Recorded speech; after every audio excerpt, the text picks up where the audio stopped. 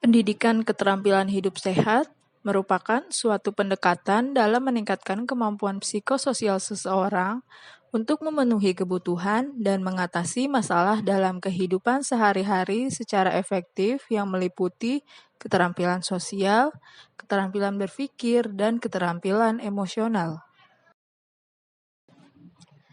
Di dalam PKHS, terdapat 10 komponen yang memiliki manfaat mengatasi pengaruh lingkungan sekitar, mencegah perilaku beresiko, dan membantu anak usia sekolah dan remaja dalam mengambil keputusan dan merespon ancaman agar terhindar dari tindak kekerasan baik fisik maupun psikis. 10 komponen tersebut adalah: pertama, empati; kedua, kesadaran diri; ketiga, pengambilan keputusan; keempat, pemecahan masalah; kelima, berpikir kreatif; keenam, berpikir kritis; ketujuh, komunikasi efektif; kedelapan, hubungan interpersonal; kesembilan, mengatasi emosi; dan yang kesepuluh, mengatasi stres. Berikut penjelasan dari 10 komponen PKHS tersebut. Perilaku empati adalah kemampuan individu untuk dapat memahami kehidupan orang lain, dapat menerima dan memahami kehidupan orang lain walaupun itu sangat berbeda dengan kehidupannya sehari-hari. Kita simak beberapa contoh dari perilaku empati dalam kehidupan masing-masing sehari-hari. Berikut cuplikannya.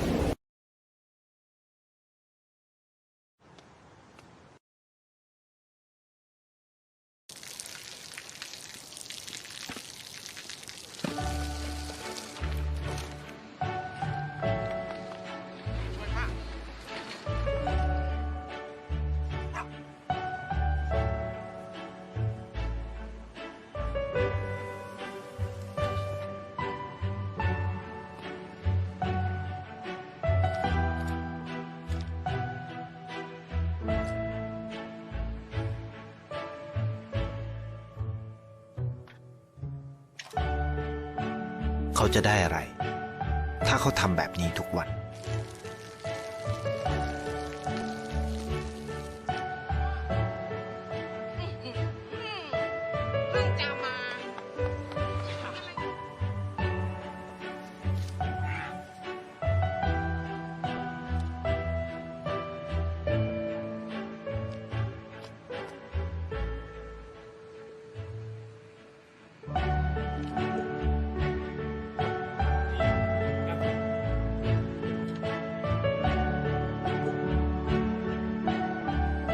เขาจะไม่ได้อะไรเลย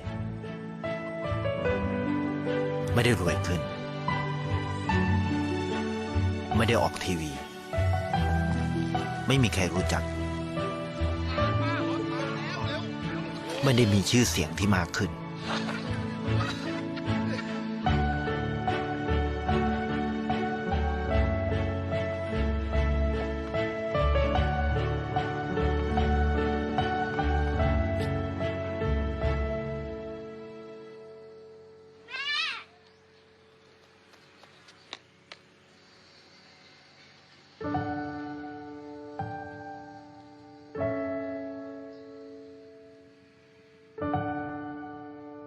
เพราะสิ่งที่เขาได้คือได้แค่ความรู้สึก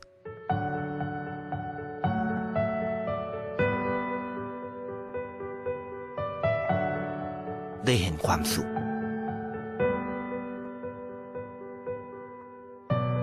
ได้เข้าใจ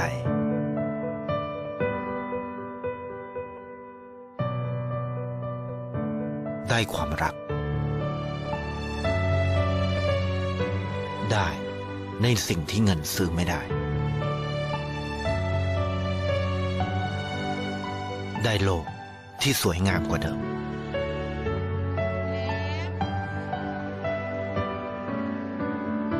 ในชีวิตคุณอะไรคือสิ่งที่คุณต้องการมากที่สุด Setelah kita saksikan video tadi, semoga kita dapat mengaplikasikan perilaku empati dalam kehidupan kita sehari-hari. Kesadaran diri itu adalah bagaimana kemampuan kita untuk mengetahui diri kita sendiri, seperti karakter, kelebihan dan kekurangan kita, dan apa yang kita sukai dan apa yang tidak kita sukai. Cara mengembangkannya, yang pertama adalah mengenal dan menerima diri sendiri. Yang kedua adalah cara kita memaksimalkan potensi yang kita punya. Dan ketiga adalah cara kita memotivasi diri kita untuk jadi lebih baik. Yang keempat adalah bagaimana cara kita untuk mempunyai rencana untuk hidup yang lebih baik. Yang kelima yaitu adalah bagaimana setelah kita mempunyai perencanaan, kita bisa membuka diri untuk bisa memulai hidup yang lebih baik. Jika kita bangga dan percaya diri sendiri, bisa dibilang kita akan mempunyai harga diri yang tinggi. Maka dari itu, kita nanti akan bisa nyaman pada diri kita sendiri. Dalam kehidupan sehari-hari, pasti kita sering dihadapkan sama banyak pilihan. Nah, kita harus memiliki kemampuan untuk memutuskan apa yang efeknya baik untuk kehidupan kita nantinya. Caranya, mungkin kita bisa list dulu pilihan-pilihan yang kita punya supaya kita nggak bingung. Kita bisa list, misalnya kita tulis atau kita list di handphone. Nah, setelah itu kita biarin aja dulu, nggak usah buru-buru milih. Kita nggak boleh milih dalam keadaan emosi atau terburu-buru. Jadi kita take time dulu untuk menenangkan diri kita sendiri. Setelah itu baru deh kita lihat lagi dari pilihan-pilihan itu, kita bandingkan secara objektif. Misalnya kalau kita mau pilih universitas, kita bandingin jarak universitas A sama jarak universitas B gimana, biayanya gimana, kita suka nggak sama jurusannya, akreditasi kampusnya gimana. Nah, setelah kita bandingkan itu semua, baru bisa kita pilih apa pilihan yang terbaik untuk kita. Setelah kita pilih satu pilihan, kita harus menjalani pilihan kita itu dengan sebaik-baiknya. Karena kita tahu setiap pilihan itu pasti punya hikmah dan konsekuensinya masing-masing. Jadi yang penting kita jalani sebaik-baik yang kita bisa lakukan. Dengan demikian, kita akan mengurangi penyesalan di masa yang akan datang. Selanjutnya adalah bagaimana kita menyelesaikan masalah. Pengertiannya itu adalah bagaimana kemampuan individu menyelesaikan masalah dalam kehidupan. Masalah yang tidak terselesaikan dapat menyebabkan suatu stres. Cara memecahkan masalah yang pertama ada memahami permasalahan. Yang kedua itu adalah mengenali penyebab masalah. Yang ketiga mencari berbagai alternatif solusi. Yang keempat memperhatikan keuntungan dan kelemahan dari berbagai alternatif solusi. Yang kelima, yaitu dengan curhat dengan teman sebaya, orang tua, dan guru. Dan keenam, itu ada menghubungi layanan remaja seperti PKPR dan lainnya. Di zaman sekarang ini, kita semua dituntut untuk selalu berpikir kreatif. Berpikir kreatif adalah kemampuan untuk menelusuri berbagai alternatif dari kehidupan sehari-hari. Kemampuan tersebut dapat membantu individu untuk bereaksi secara adaptif dan fleksibel terhadap kehidupan sehari-hari. Diharapkan individu dapat menciptakan cara baru agar bisa berinovasi terhadap kehidupan sehari-hari. Cara mengembangkannya yang pertama, dapat terbuka terhadap ide dan juga yang kedua, belajar keterampilan baru. Yang ketiga, terbuka terhadap pendapat orang lain dan juga jangan lupa mencari ide baru. Dan yang terakhir nih, jangan takut ya untuk gagal. Setiap hari kita akan selalu dihadapkan oleh masalah-masalah, isu-isu dan narasi. Masalah tersebut ada yang gampang, ada yang susah banget, ada yang tidak berpengaruh terhadap hidup kita, dan ada yang berpengaruh sekali terhadap hidup kita selanjutnya. Dan gak semua dari permasalahan itu yang bisa kita hadapi dengan cara berpikir yang binar, yang benar, salah, atau saya salah gitu. Sering sekali dari informasi dan isu-isu tersebut ada banyak gray areanya. Maka dari itu dibutuhin skill set supaya akhirnya bisa memutuskan keputusan yang matang dan bijaksana. Oleh karena itu kita butuh membiasakan untuk berpikir kritis. Jadi apa itu berpikir kritis? Berpikir kritis adalah kemampuan untuk menganalisa informasi dan pengalaman secara objektif, membantu mengenali dan menilai faktor yang mempengaruhi sikap dan perilaku dengan mempertimbangkan nilai di lingkungan. Jadi gimana cara kita berpikir kritis?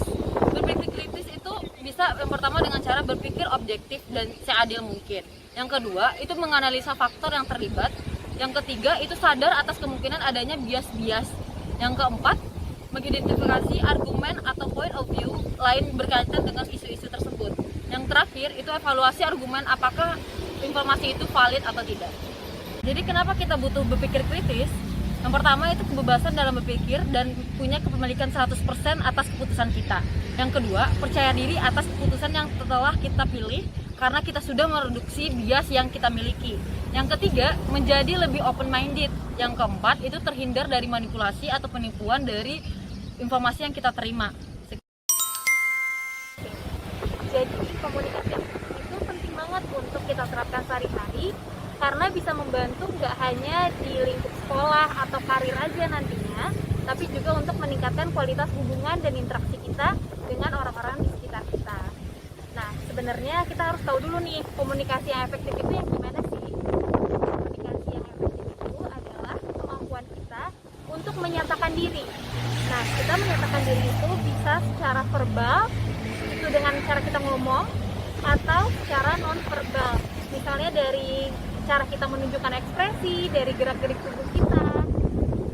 Nah, tujuannya adalah untuk supaya maksud kita bisa tersampaikan dengan baik dan bisa diterima dengan baik juga oleh situasi dan kultur setempat.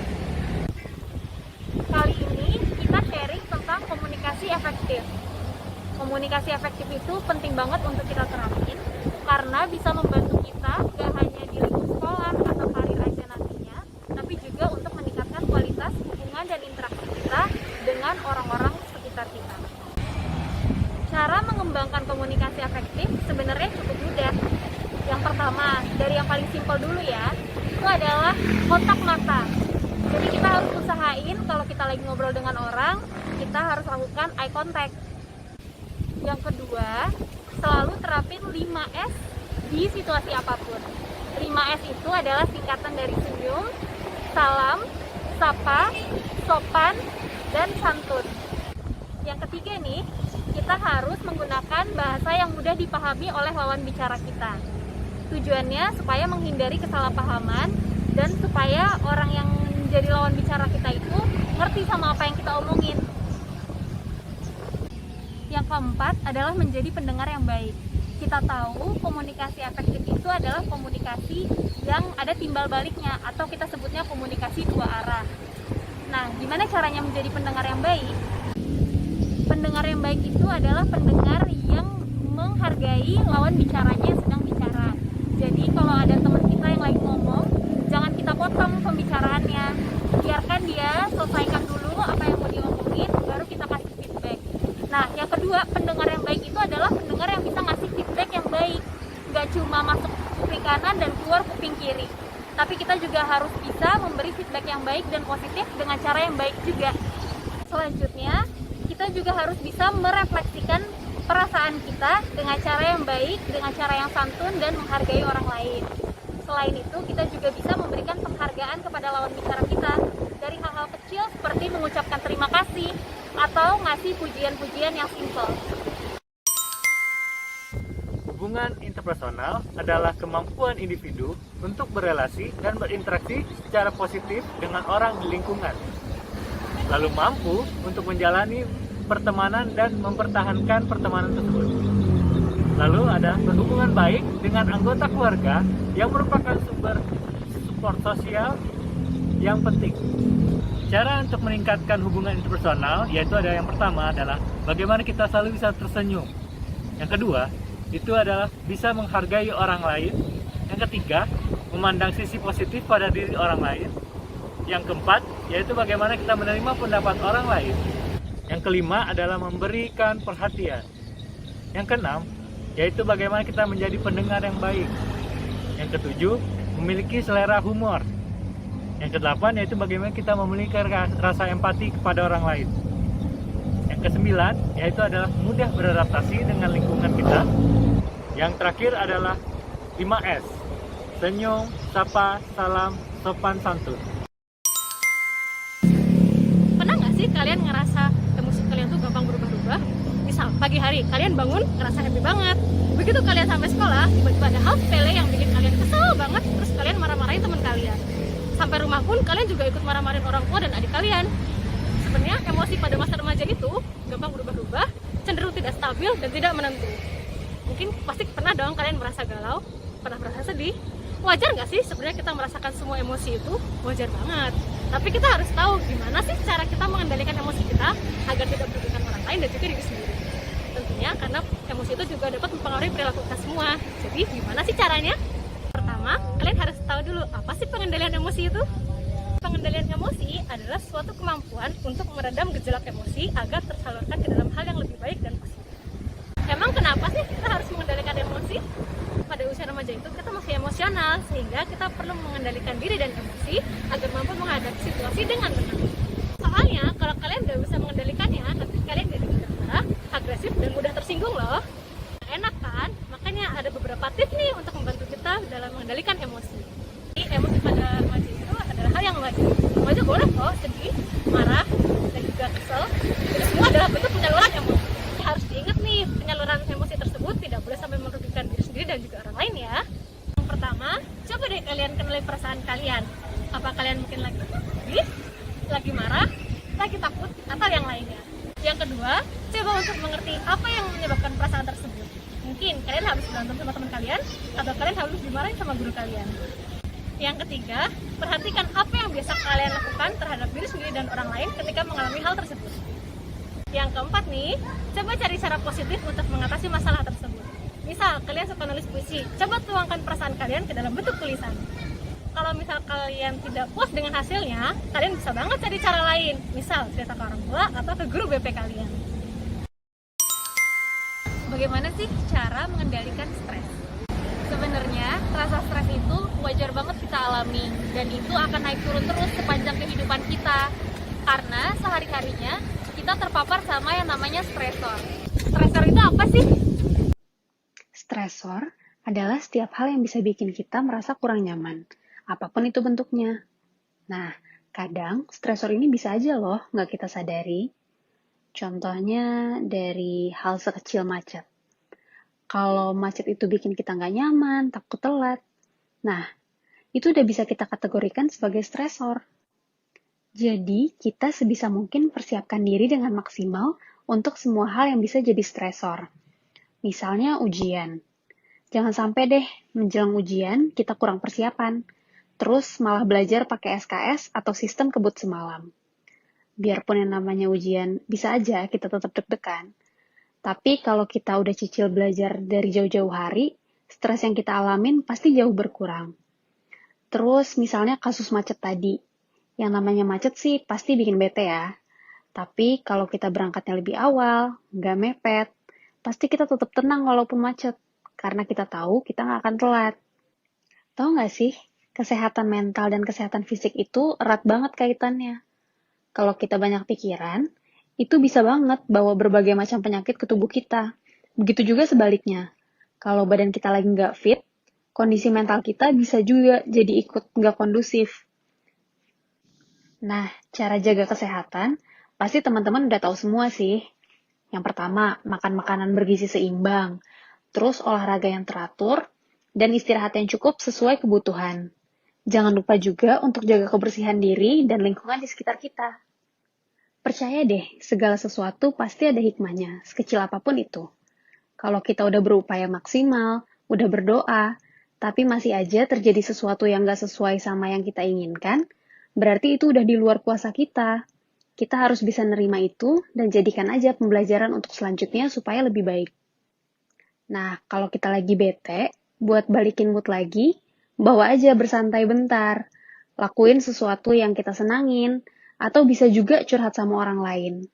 Kalau udah rileks lagi, pasti bisa berpikir positif lagi.